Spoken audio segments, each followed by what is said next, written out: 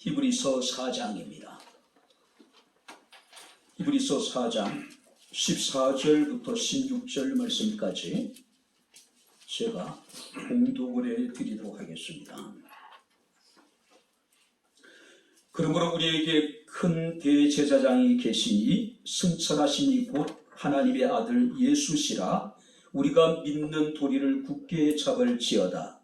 우리에게 있는 대제사장은 우리의 연약함을 동정하지 못하실 리가 아니요 모든 일에 우리와 똑같이 시험을 받으신 이로되 죄는 없으시니라. 그러므로 우리는 긍휼하심을 받고 때를 따라 돕는 은혜를 얻기 위하여 은혜의 보좌 앞에 담대히 나아갈 것이니라. 아멘. 하나님 고맙습니다. 오늘도 주의 사랑하는 성도들이 주님 앞에 나와 주를 예배케 하시고 또 이 시간 주의 말씀을 청종할 수 있는 은혜를 베풀어 주심을 감사를 드립니다. 말씀이 선포될 때 우리의 마음의 문을 열어주시고 길을 여셔서 성령의 교회들에게 하시는 주의 음성을 듣게 하옵소서. 깨닫게 하옵소서. 감사함으로 주의 말씀을 아멘 아멘으로 화답게 하옵소서. 예수님 이름으로 기도합나이다. 아멘. 할렐루야. 아멘. 자, 우리 옆에 있는 분들과 하나님 우리와 함께 하십니다. 인사하겠습니다. 하나님 우리와 함께 하십니다. 할렐루야. 철학자 파스칼이라고 하는 분은 인간에게는 세 종류가 있다고 이야기를 합니다. 첫 번째 사람은 하나님을 전혀 모르는 사람들이라고 이야기합니다. 아마 세상에서 가장 불쌍한 자라고 이야기를 합니다. 두 번째가 뭐냐면 하나님을 알면서도 하나님께 영광을 돌리지 아니하고 감사치도 아니하고 오직 하나님을 자신의 연구의 대상으로만 여기고 있는 사람들. 그러니까 하나님에 대해서는 모르는 것이 없습니다. 하나님 어떤 분이고 하나님의 속성과 하나님의 성품이 어떠한 것인가에 대해서 다 알아요. 자, 머리로는 하나님을 이해하고 있지만은 전혀 하나님과의 교제가 없기 때문에 영적인 소통이 이루어지지 않는 사람입니다. 이들 역시도 불행한 사람이라고 이야기를 합니다. 마지막은 여러분들이 하나님을 만나서 하나님의 은혜로 살아가는 사람들이 있다라고 이야기를 합니다. 세상에서 가장 행복한 사람들이랍니다. 오늘 그렇다면은 여러분들은 어떤 종류의 사람들입니까?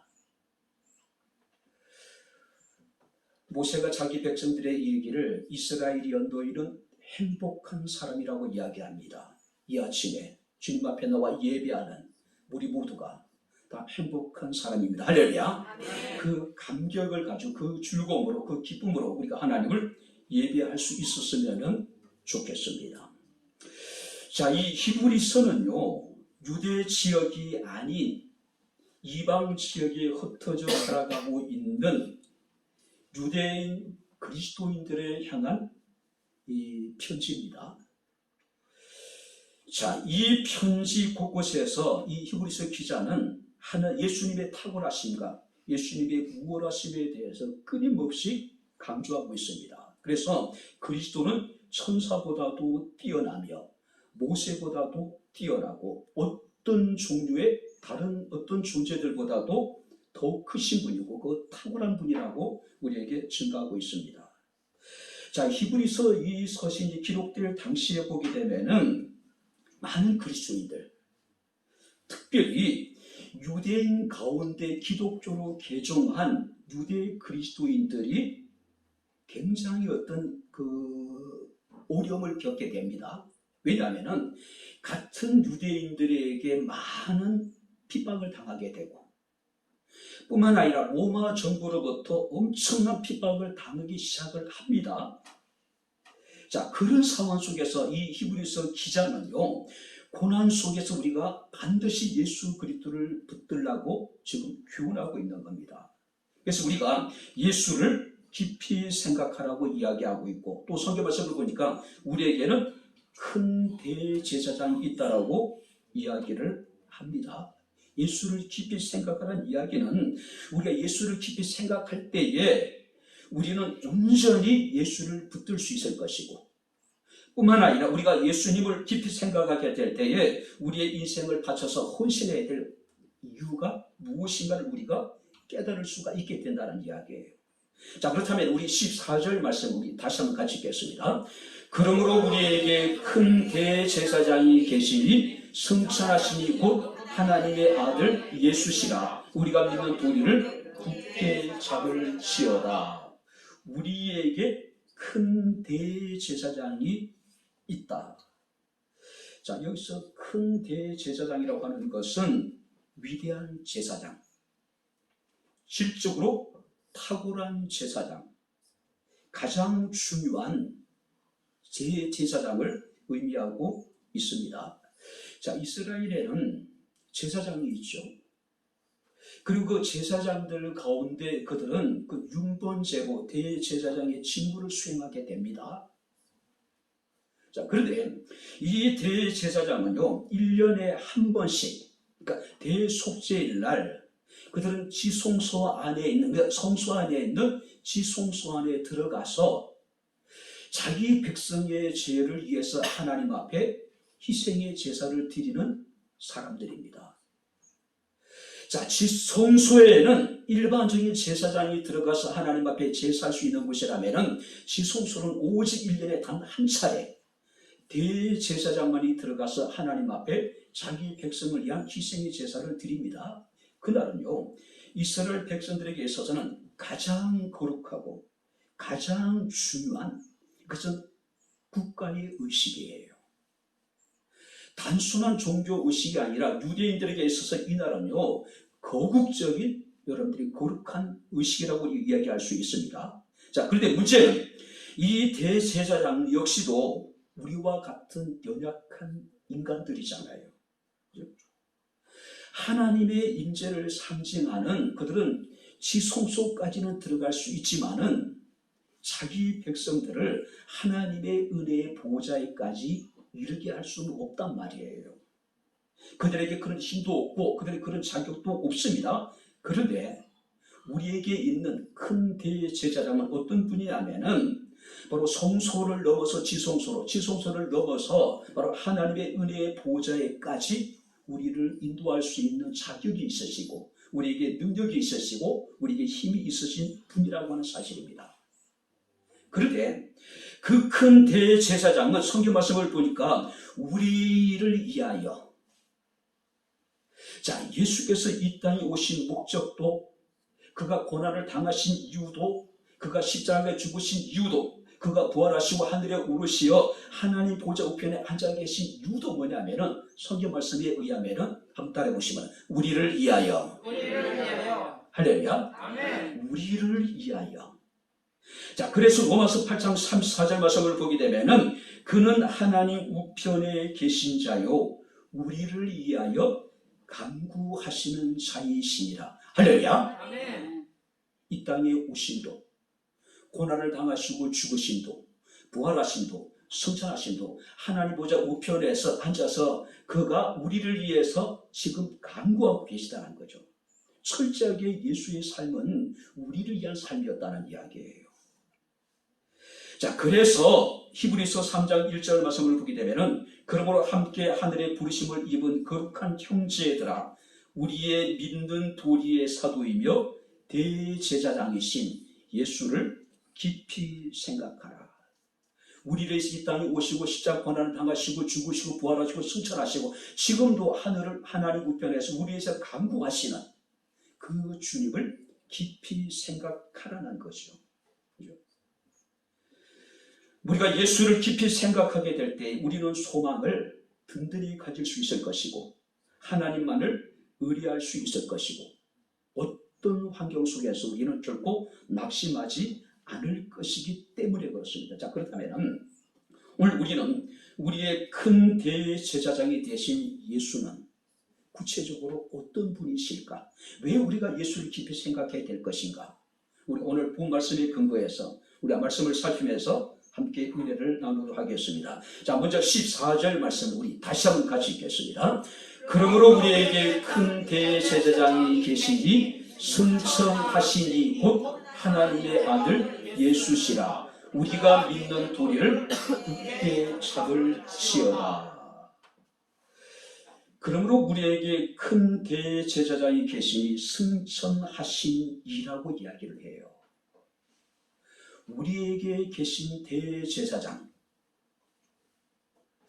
자, 우리를 위하여 계시는 큰 대제사장이 되시는 예수님은 성경 맞습니까? 승천하신 분이라고 말씀을 하고 있습니다. 자, 승천하셨다고 하는 것은 세상의 대제사장을 초월하는 초월적인 존재인 것을 우리에게 교훈해 주고 있는 겁니다. 그래서 로마서 8장 34절 아까 말씀드렸듯이 죽으실 뿐만 아니라 다시 살아나신 이는 그리스도 예수시니 그는 하나님 우편에 계신 자요 우리를 위하여 간구하시는 이시라. 자, 승천하신 우리를 위하여 존재하시는 큰 대제사장은 위대하시고 탁월하시고 가장 중요하신 분이며 모든 것의 첫째가 되시는 분이시랍니다. 자신의 백성들의 죄를 가지고 지성소에 가서 하나님 앞에 희생의 제사를 드리는 제사장도 다 자신의 죄로 말미암아 죽을 수밖에 없죠. 그러나 예수께서는 부활하셨습니다. 승천하셨다는 거예요. 그리고 하나님 보좌 우편에서 우리를 위해 지금 간구하고 계시다는 이야기예요. 뿐만 아니라 그분은 어떤 분이냐면 성경 말씀을 보게 되면은 바로 곧 하나님의 아들 예수시라. 자, 다른 제사장들은 하나님 앞에서의 사환이라고 이야기를 해요. 하나님의 집의 일꾼이라고 이야기를 합니다. 그런데 우리에게 있는 큰 대제사장은 하나님의 아들이래요. 여러분들이 아무리 일꾼이 탁월하고 사환이 뛰어나다 하더라도 그 집의 아들만은 못하지요. 그죠?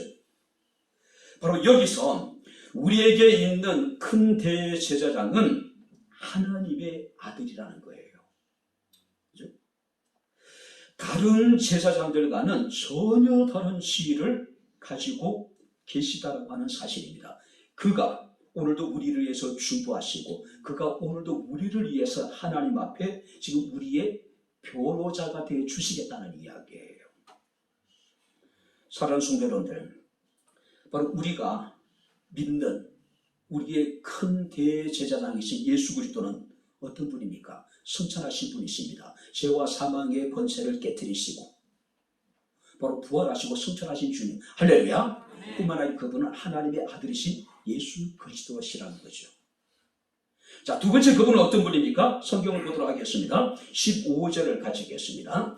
우리에게 있는 대제사장은 우리의 연약함을 동정하지 못하신 이가 아니요 모든 일에 우리와 똑같이 시험을 받으신 이로 죄는 없으십니다.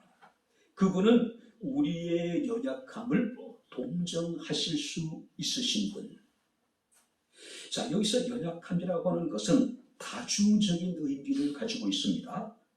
육체적으로는 인간이 가질 수밖에 없는 모든 연약함. 인간은 피곤을 느끼고 배고픔을 느끼고 목마름을 느끼고 우리는 늘 육체적인 질병 가운데 고통을 겪고 있잖아요. 또 정신적으로는 마음이 약해지는 것이나 또 여러분들이 겁이나 두려움이 몰려오는 것, 또 무기력해지고 소심해지는 것, 이 모든 것들. 그리고 영적인 연약함이라고 하는 것은 우리 인간의 본성의 악함. 근데 성경 말씀을 보니까 우리에게 있는 대제사장은 우리의 이런 모든 연약함을 동정하실 수 있으신 분이래요. 동정. 그죠? 여기서 동정한다는 이야기는 공감한다는 말과 비슷해 보이지만은 전혀 다릅니다.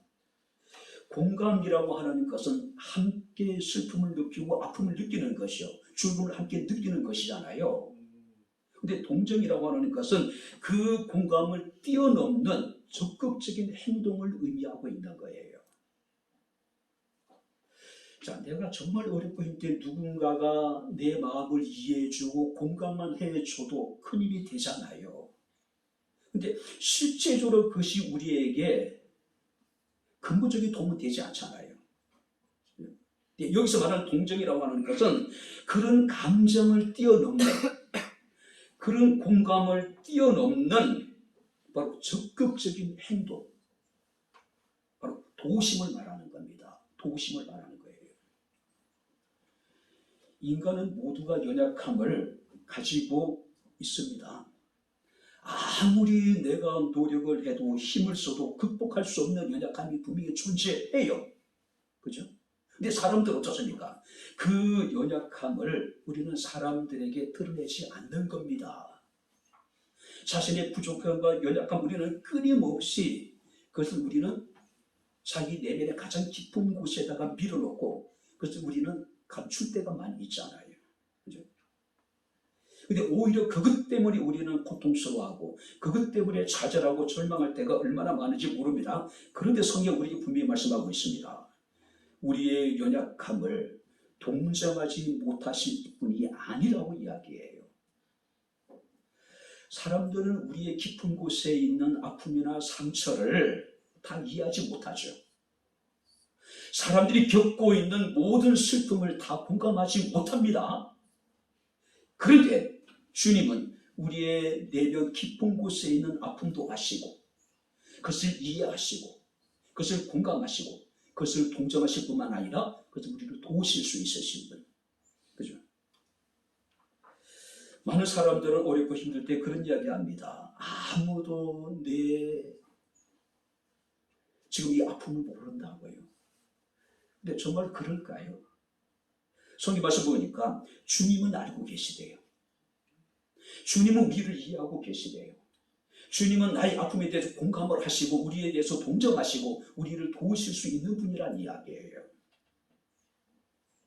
자, 그렇다면 예수께서 우리의 연약함을 동정하시고 예수께서 우리의 연약함을 도우실 수 있는 근거가 뭘까요? 오늘 여러분들이 15절 말씀을 보게 되니까 모든 일에 우리와 똑같이 시험을 받으신 분이라고 이야기를 해요. 무슨 얘기일까요? 우리와 똑같은 모든 시험을 받아보셨기 때문에 우리의 연약함을 누구보다도 주님이 잘 이해하신다는 거죠. 공감하신다는 이야기예요. 동정하신다는 이야기예요. 히브리서 2장 18절 말씀을 보게 되면 그가 시험을 받아 고난을 당하였은즉 시험 받는 자들을 한번 따라 보시기 바랍니다. 능히 도우실 수 있느니라. 그가 시험을 받으시고 고난을 당해 보셨기 때문에 시험을 받는 자들을 능히 도우실 수 있으시대요. 뿐만 아니라 히브리서 5장 2절 말씀을 보니까 그는 무식하고 미혹된 자를 능히 용납할 수 있는 것은 자기도 연약함에 휩싸여 있음이라. 당신 자신도 연약함에 휩싸여 봤기 때문에 무식하고 미혹된 자들을 능히 용납하실 수 있고 그들을 동정히 여길 수 있다는 이야기예요. 우리와 같은 시험을 받으시고 우리와 같은 고난을 당하셨고 우리와 같은 연약함에 휩싸여 계셨기 때문에 우리를 동정할 수 있고 누구보다도 우리를 잘 이해할 수 있고 우리가 겪는 연약함에 대해서 누구보다도 잘 공감하실 수 있는 분. 그죠? 그런데 이 예수님은요, 당신이 받으신 시험과 고난과 연약함에 대해서 한 번도 신적인 능력을 행사하지 않으셨다는 사실이에요. 오롯이 우리 주님께서는 사람이 겪을 수 있는 모든 연약함을 다 담당하셨다는 이야기예요. 자, 그렇기 때문에 우리 인간이 얼마나 연약한지 하나님은 잘 알고 계시다는 거죠. 우리가 얼마나 자주 좌절과 낙심에 빠지는지 주님은 알고 계시다는 이야기예요. 우리가 얼마나 슬픔과 우울증에 빠지고 있는지 예수님은 알고 계시다는 이야기예요. 우리가 얼마나 자주 분노하고 우리가 미움에 사로잡히는지 주님은 다 알고 계시다는 거예요. 왜? 당시 모든 것을 경험해 보셨기 때문에.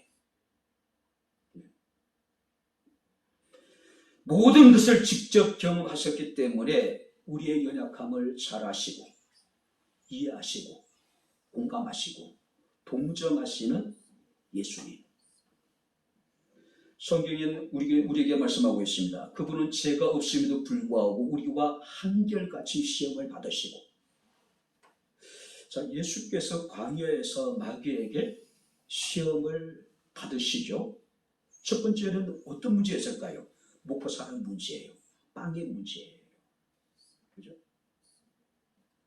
여러분들이 오늘 대한민국의 모든 그 국민들이 느끼는 최고의 감사는 뭘까요? 먹고 사는 문제잖아요. 경제잖아요. 그죠? 국민들은요, 먹고 사는 문제만 해결해 주면은요, 다른 것에 대해서는 별 우리가 관심을 갖지 않습니다. 근데 주님께서는 우리와 똑같은 광야 시험을 받으셨는데, 그 시험의 첫 번째가 뭐냐면은 먹고 사는 문제였어요. 두 번째가 뭡니까? 명예입니다. 세 번째가 뭐냐면은 여러분들이 권력의 문제예요. 자, 예수께서는 이런 여러 가지 똑같은 우리와 같은 시험을 당하셨기 때문에 우리가 먹고 사는 문제 가지고 고민하고 있는 우리를 누구보다도 잘 이해하실 수 있는 거예요. 우리를 동정하실 수 있는 분이라는 거죠. 오늘 사랑하는 성도 여러분들, 주님은 누구보다도 우리를 잘 아시는 분입니다. 할렐루야.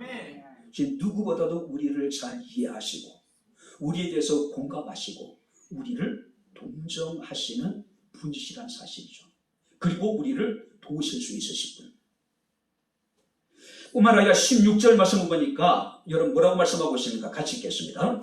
그러므로 우리는 긍휼하심을 받고 때를 따라 돕는 은혜를 얻기 위하여 은혜의 보좌 앞에 담대히 나아갈 것입니다. 때를 따라 우리에게 은혜를 주실 수 있으신 분.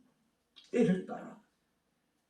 자, 여기서 때를 따라라고 의미는 때를 잘 맞춘, 또 아주 적절한 때를 말합니다. 근데 중요한 것은 여기서 때라고 하는 것은 하나님이 정하신 때를 의미합니다. NIV라고 하는 영어 성경에 보게 되면 도움을 필요로 하는 우리의 때, 우리가 정말로 절실하게 도움을 필요로 할 때 하나님께서는 우리에게 바로 때를 따라서 우리에게 필요한 것들을 채워주신다는 이야기예요. 성경을 보게 되면 하나님께서 이스라엘 사람들에게 이른 비와 늦은 비를 내리신다고 말씀을 하고 있어요. 그래서 우리가 신명기 11장 14절 15절 말씀을 보니까 여호와께서 너희 땅에 이른 비와 늦은 비를 적당할 때에 내리시려니. 언제 내리신다고요? 적당할 때. 가장 우리가 필요로 할 때에 하나님께서 우리에게 이른 비와 늦은 비를 내려주신대요. 파종을 할 때, 또 우리가 수확을 할 때 하나님께서 우리에게 적당한 때 이른 비를 내리시고 우리에게 늦은 비를 내려주시겠다고 말씀을 하고 있습니다. 그죠? 여러분들이 우리가 봄비는 아무리 우리가 여러분들이 생각해도 지나치지 않죠. 봄비만큼 우리에게 좋은 비는 없잖아요. 그죠? 그런데 봄비가 지나치게 여러분들이 많이 내린다면 어떻게 될까요? 그것도 문제가 생기는 겁니다. 우리가 추수 이전에 여러분들이 가을에 비가 내려가지고 여러분들이 충분히 영양분을 공급해주고 따가운 햇빛을 받아가지고 모든 곡식이 연그는데 만약에 지나치게 많은 비를 내리게 된다면 어떻게 될까요? 문제가 생길 수밖에 없는 거예요. 하나님께서는 적당할 때에 이른 비를 내리시고 또 하나님께서는 늦은 비를 내려주시겠다라고 말씀을 하고 있습니다. 그러니까 우리가 하나님께 은혜를 구할 때요, 우리는 어떤 은혜를 구해야 될까요? 때에 맞는 은혜를 우리가 구할 때 하나님께서 우리에게 때를 따라 돕는 은혜를 우리에게 베풀어 주시겠다는 이야기죠. 자, 여기서 여러분들이 옥하는 목사님은 때를 따라 돕는 은혜에 대해서 두 가지로 말씀하고 계시더라고요. 첫 번째는 뭐냐면은 내가 원하는 때 받을 수 있는 은혜. 내가 원할 때. 정말로 내가 간절히 원할 때가 있잖아요. 그때 하나님께서 우리에게 가장 필요한 것을 적절한 방법으로 우리에게 내려주시는 겁니다. 또 다른 여러분들의 은혜는 하나님의 방법대로 하나님께서 하나님의 정하신 때에 우리에게 내려주시는 은혜. 하나님이 정하신 때. 그래서 저는 이런 얘기를 자주 했습니다. 가장 적절한 것을, 가장 적절할 때, 가장 적절한 방법으로 우리에게 은혜를 베푸신 하나님. 할렐루야. 아멘. 가장 적절한 것을, 가장 적절할 때, 가장 적절한 방법으로 철저하게 하나님이 정하신 때에 하나님께서 우리에게 가장 적절한 방법으로 가장 적절한 것을 우리에게 주시겠다는 이야기죠. 자, 그렇다면 우리가 오늘 여기서 우리가 이렇게 때를 따라 돕는 은혜를 얻기 위해서는 우리가 무엇을 어떻게 해야 될까요? 자, 14절 여러분들이 올라가 보겠습니다. 하반절을 제가 읽어드리겠습니다. 우리가 믿는 도리를 굳게 잡을지어다.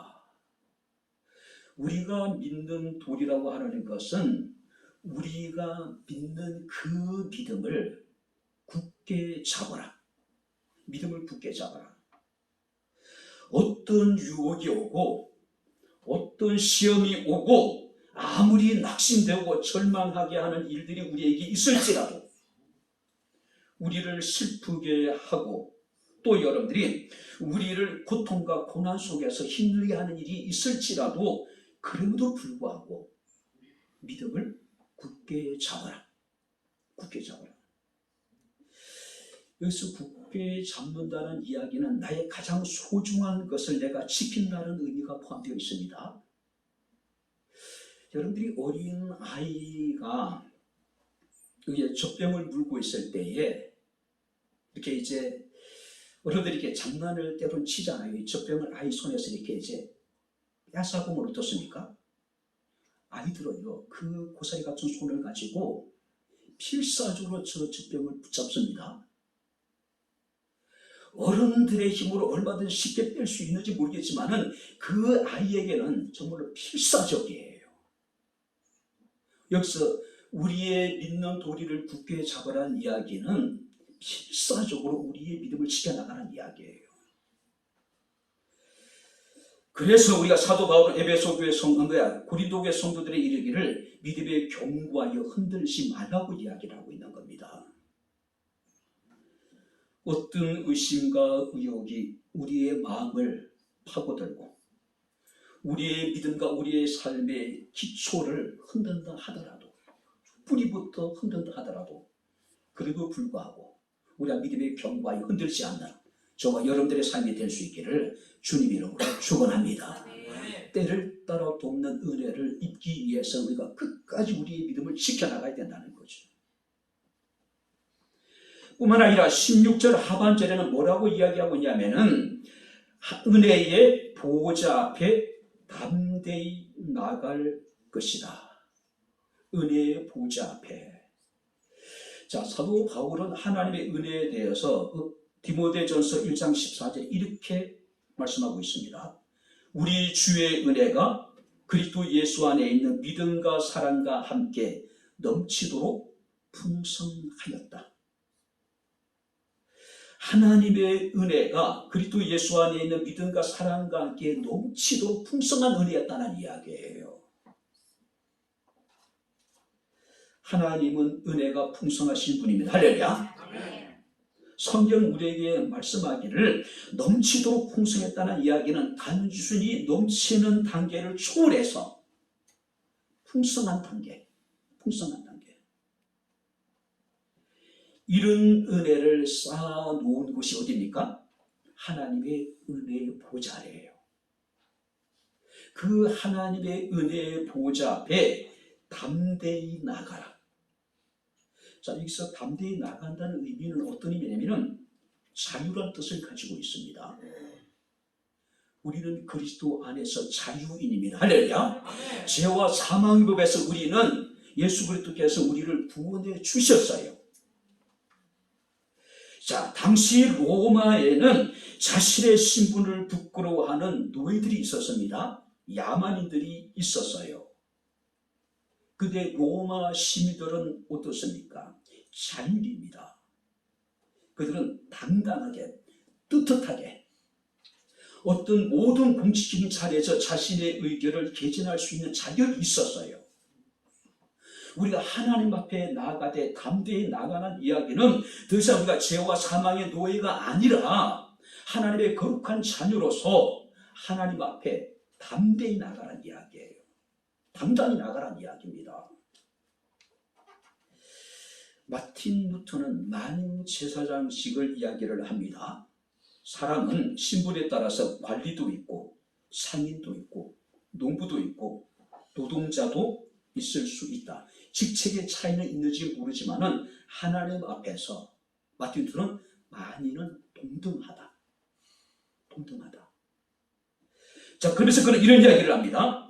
하나님 앞에서 모든 사람들은 다 제사장들이라고 이야기를 해요. 제사장들이다. 자, 그렇기 때문에 이 제사장들은 담대히 하나님 앞에 나아갈 수 있는 자격이 주어졌잖아요. 그죠? 권리가 주어졌단 말이에요. 우리가 하나님의 보좌 앞에 나아감에 있어서 기가 죽심하다는 이야기예요. 오늘 우리 당당하고 떳떳하고 길을 켜고 어깨를 펴고 하나님 앞에 나가란 이야기, 은혜 보좌 앞에 나가란 이야기예요. 특별히 시제가요, 현재입니다. 너희가 은혜가 필요할 때마다 몇 번이고 되풀이해서 나가란 이야기예요. 나가란 이야기. 지혜가 부족하거든 하나님께 구하라고 얘기하잖아요. 꾸짖지 않으신다고 말씀하고 있잖아요. 우리가 하나님을 찾고 하나님을 구할 때 결코 하나님 우리를 부끄러워하지 않으심을 믿으시길 주 이름으로 축원합니다. 그러니까 되풀이해서 몇 번이고 계속해서 나가라는 거죠. 너희 은혜가 필요하다면.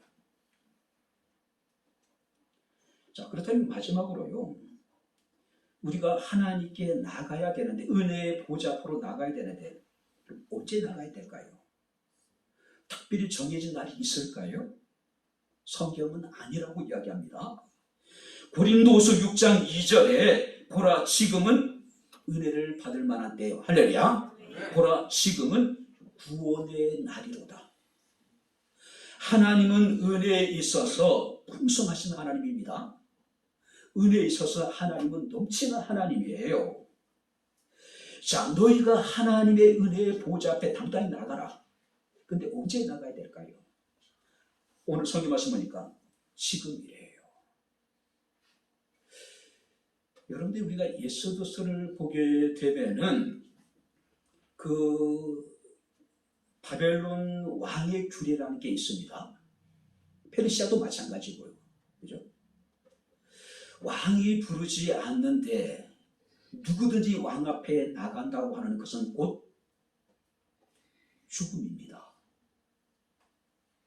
왕이 부르지 않는데 그가 설사 왕으로 하더라도 임의로 왕 앞에 나간다고 하는 것은 왕이 만약에 왕의 규례를, 왕의 지팡이를 내밀지 않으면은 그는 바로 죽임을 당해야 돼요. 철저하게 정해진 때에 왕이 부를 때만 왕 앞에 나갈 수 있단 말이에요. 여러분들이 우리가 대통령을 만나기 위해서는 어떻게 될까요? 사전에 철저하게 여러분들이 준비되어져야 되잖아요. 사전에 대통령 만나야 될 때에 어떤 자세를 취해야 될 것이고 또 우리가 말을 어떻게 해야 될지도 다 사전에 전부 다 검열을 한다고 이야기를 하잖아요. 조선시대에 왕궁에 가서 일을 하는 사람들이 많이 있죠. 내시도 있고 궁녀들도 있고요. 근데 그들이 왕 앞에 서서 여러분 자신의 직무를 감당하기까지는 최소한 6개월 이상 아주 철저한 훈련을 통해서 왕 앞에 나갈 수 있었어요. 자, 그런데 성경 우리에게 이야기합니다. 우리에게 계신 큰 대제사장은 우리가 언제 어디서든지 늘 우리를 기다리고 계신 분. 우리가 은혜의 보좌 앞에 나갈 수 있는 시간은 정해질 때가 아니라 성경 말씀은 지금이라고 이야기합니다. 지금이 은혜를 받을 만한 때요. 바로 지금이 우리의 구원의 날이라고 말씀하고 계십니다. 지금이 중요한 거예요. 이제 말씀을 마치도록 하겠습니다. 영국의 한 청년이 영국에서 중기선을 타고 대서양을 횡단해서 미국에 가게 됩니다. 너무나도 가난했어요. 어렵게 배삭을 구하긴 구했는데 그의 손에는 이제 아무것도 없습니다. 혹시라도 이제 대상을 행전하는 과정에 있어서 가장 필요한 빵을 구워서 이제 몇 조각 자기 품에 넣고 이제 배에 오르게 됩니다. 대상을 횡단하는 과정에 있어서 엄청난 파도가 칩니다. 배멀미라는 게 말로 표현할 수 없겠죠. 그죠? 그 지옥의 고통이라고 이야기를 하잖아요. 배멀미는. 근데 이제 가지고간 양식도 바닥이 납니다. 하루가 지나고 이틀 지나고 사흘이 지나고. 그죠? 갈수록 지금 상황은 악화되어지고 있습니다. 결국 그는 더 이상 배고픔을 견디지 못하고 이제 식당을 찾게 됩니다. 그 매니저에게 그런 얘기합니다. 제가 돈이 없어 그러는데 너무나도 배가 고프다. 죄송하지만 혹시 손님들이 남긴 음식이라도 있다면 좀 줬으면 좋겠다. 그때 매니저가 그런 얘기를 합니다. 깜짝 놀라겠죠. 아니 그럼 지금까지 하면은 도중에 굶었다는 이야기다 보니까 다 굶었습니다. 참 세상에 당신이 끄는 이 뱃삭 안에는 당신이 항해하는 동안에 필요한 식대가 다 포함되어져 있습니다. 근데 그는 깨닫지 못한 거죠. 어쩌면 오늘도 우리는 이런 삶을 살아가고 있지 않을까요? 우리가 하나님 안에는 하나님의 풍성한 은혜가 있음에도 불구하고 우리는 그것을 깨닫지 못하는 겁니다. 그 은혜를 누리지 못하고 살아갈 때가 얼마나 많은지 모릅니다. 에베소서 3장 20절에 사도 바울은 우리 가운데 역사하시는 능력대로 우리가 구하는 것이나 생각하는 모든 것에 더 넘치도록 능히 하실 하나님. 하나님은 우리가 구하는 것 이상으로 우리가 생각하는 것 이상으로 우리에게 늘 넘치도록 은혜를 주신 하나님. 할렐루야. 그러니까 우리 하나님이라는 거죠. 마칩니다. 우리에게는 우리를 위한 큰 대제사장이 계십니다. 그는 하나님의 아들로서 우리를 위해서 고난당하시고 죽으시고 부활하시고 승천하셔서 하나님 보좌 우편에서 우리 위해서 간구하시는 주님입니다. 할렐루야. 그분은 우리의 연약함을 동정하시고 우리를 도우실 수 있으신 분이고 그분은 우리에게 때를 따라 돕는 은혜를 베푸실 수 있으신 분. 성경 우리에게 이야기합니다. 믿음을 굳게 잡고 은혜의 보좌 앞에 담대히 나아가라고 말씀을 하고 있습니다. 그가 우리에게 때를 따라 돕는 은혜로 하나님께서는 채워주실 것입니다. 여러분들의 삶 가운데 이런 때를 따라 도신 하나님의 풍성한 은혜가 늘 충만할 수 있기를 주님 이름으로 축원합니다. 기도하겠습니다. 좋으신 아버지 하나님, 하나님의 은혜와 사랑을 진심으로 감사를 드립니다. 우리에게 있는 큰 대제사장이신 예수께서는 부활하시고 승천하셔서 하나님 우편에 앉으사 우리에서 간구하시는 분이심을 믿습니다. 우리 예수님 우리의 연약함을 동정하실 수 있으시며 우리에게 때를 따라 돕는 은혜를 베푸실 수 있으신 전능하신 주님이심을 믿습니다. 이 믿음을 갖게 하시고 이 믿음으로 담대히 하나님의 은혜의 보좌 앞에 나아갈 수 있는 주의 사랑하는 성도들이 되게 하옵소서. 하나님의 때를 따라 도신 하나님의 은혜가 주의 사랑하는 모든 성도들의 삶 가운데 충만하게 하옵소서. 예수님의 이름으로 기도합나이다. 아멘. 이제는 우리 주 예수 그리스도의 은혜와 하나님의 크신 사랑과 성령님의 교통 교제의 충만 역사 인도하시니 살아계신 하나님을 영과 진리로 예배하며 하나님의 때를 따라 도시는 주의 은혜를 참으로 누리기를 원하는 주의 사랑하는 모든 성도들 머리머리 위에 저들의 가정과 직장과 사업장과 이 교회와 이 나라 이 민족 위에 지금부터 영원토록 함께 있을지어다. 아멘.